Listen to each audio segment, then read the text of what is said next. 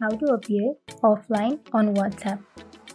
So if you want to appear offline in WhatsApp, even though you're online, then first of all, you have to open up your WhatsApp application.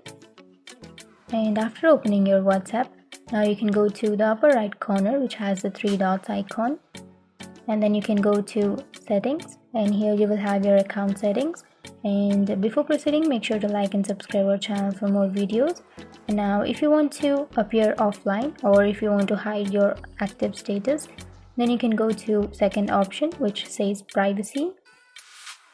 And now here on the first option, you will have last seen and online.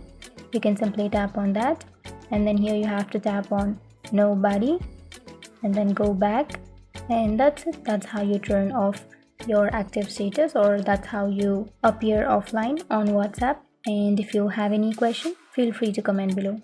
Thanks for watching.